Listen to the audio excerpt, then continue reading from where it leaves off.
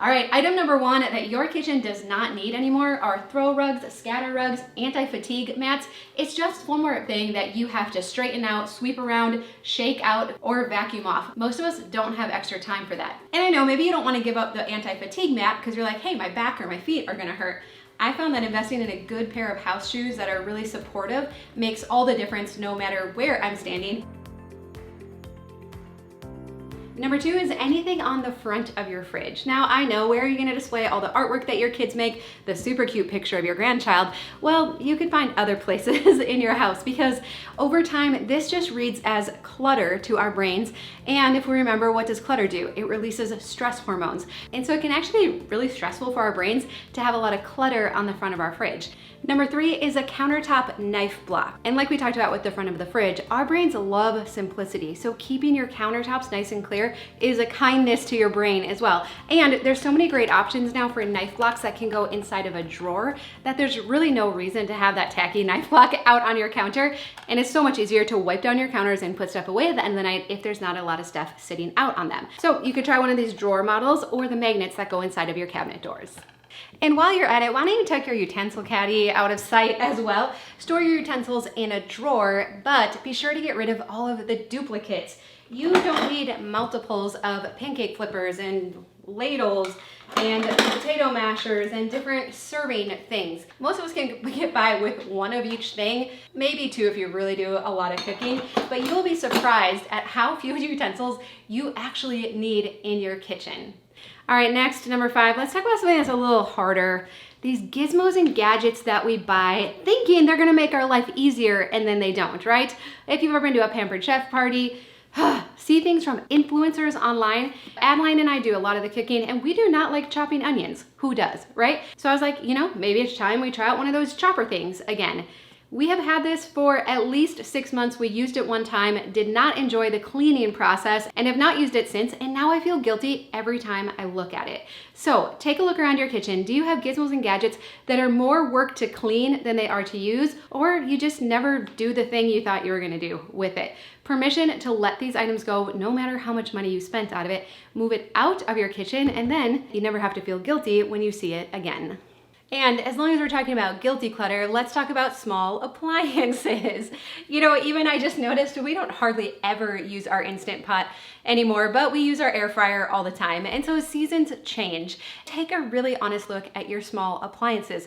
Are there things that you have purchased that might have served you in a different season of life, or maybe never have, and you bought it thinking you were gonna develop these new habits, it was gonna help you to be healthier, but the truth is no appliance can actually make us healthier or do it for us, right?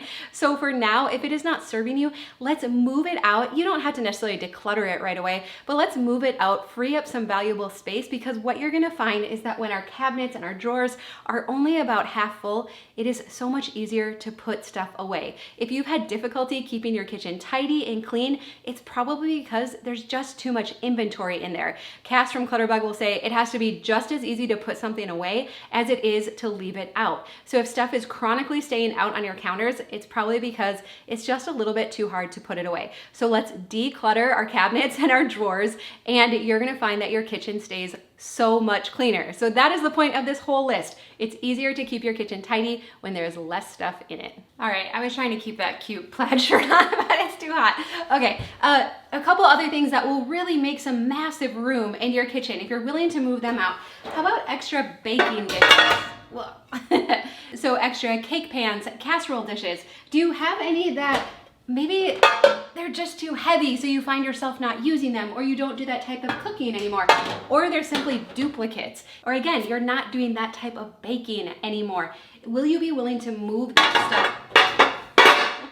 Will you be moving to move that stuff out? Again, it's gonna make your kitchen function so much better. And then let's also talk about serving dishes, because sometimes we can have way too many of those in our kitchen as well. I don't have a lot of serving dishes out right now because we don't do that much hosting. And when we do entertain, these are pretty much the ones I always used.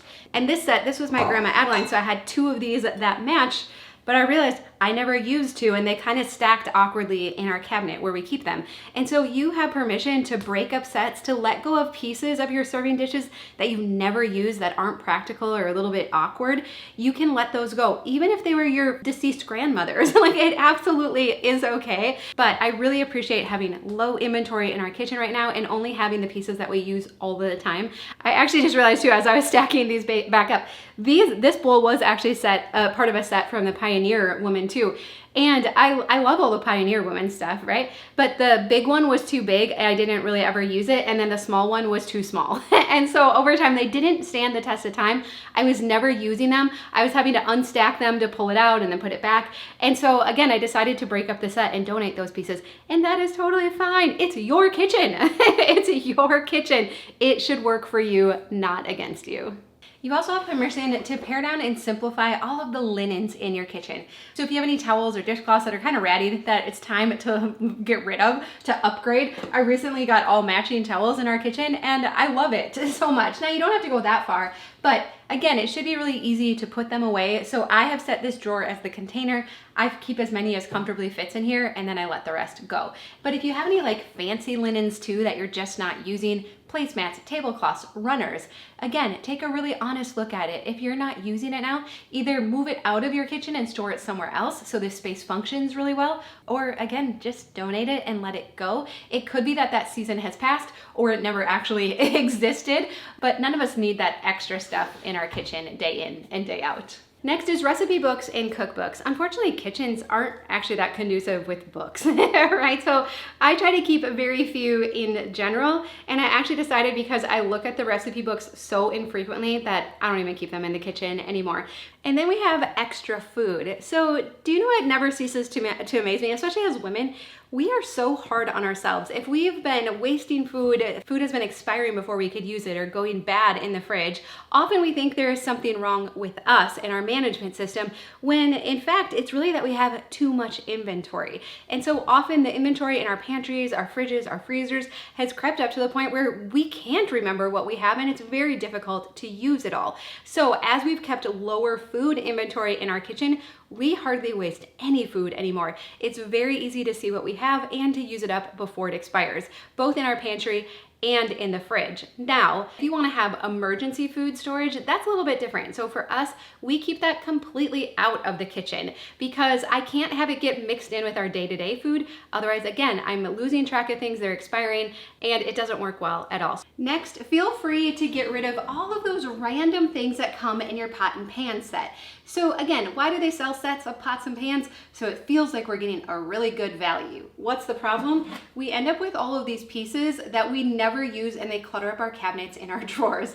I remember I was helping my mom go through her pots and pans and I held up this like little shallow round pan with no handle and I'm like, Mom, what is this for? And she said, I don't know. And she had it for almost 20 years in her kitchen because it came with the set of pots and pans. So not only do you have permission to break up sets, it's okay to donate just certain pieces, you have permission to let go of any pieces of pots and pans that you simply aren't using, even if you thought like, oh, the steamer basket, I should steam veggies all the time in it. But if you're not, keeping the steaming basket isn't gonna make it so you use it. But you know what the funny thing is? I found is that we've highly simplified our kitchen and keep it simplified. We actually do have a more space and bandwidth to cook healthier. So if you truly do want to develop some healthier habits, keep decluttering your house and I think it'll make a really big difference. So it's been really interesting. I've heard from multiple women recently that said, is it possible that things that didn't used to feel like clutter before now feel like clutter? And I said 100%.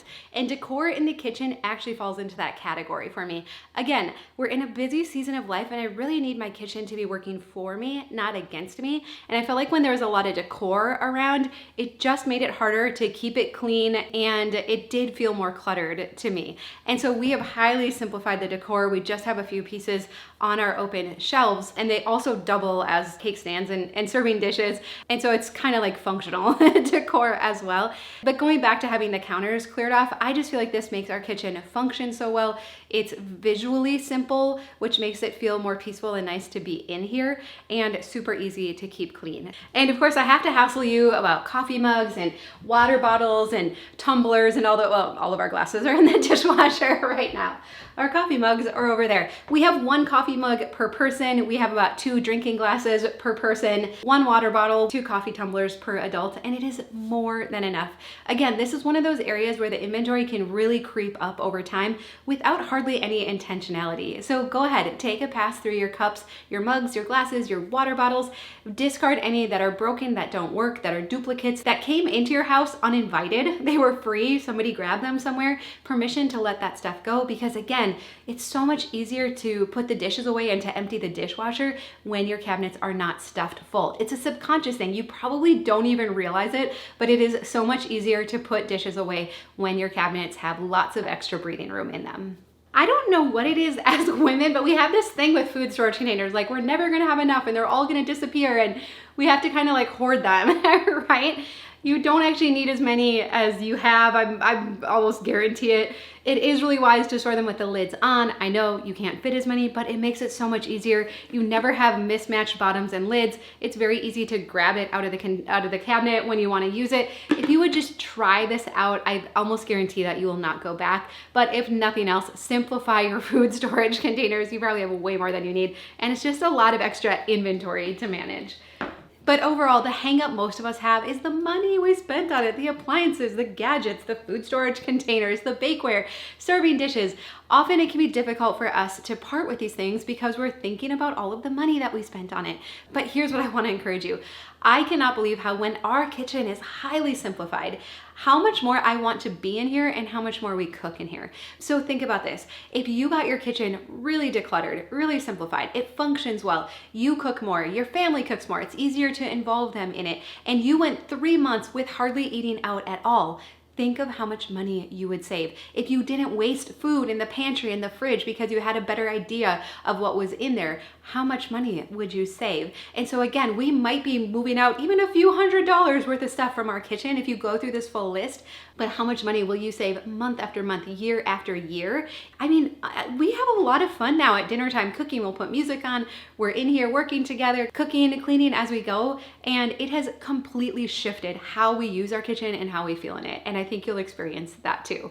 All right, well, I have some other videos on simplifying your kitchen if that would be helpful. I also have our Back to Basics minimalism series too, if you want to learn more about minimalism and see if it might be the right fit for you. But I love you. I hope you have a really good day, and I'll see you again soon.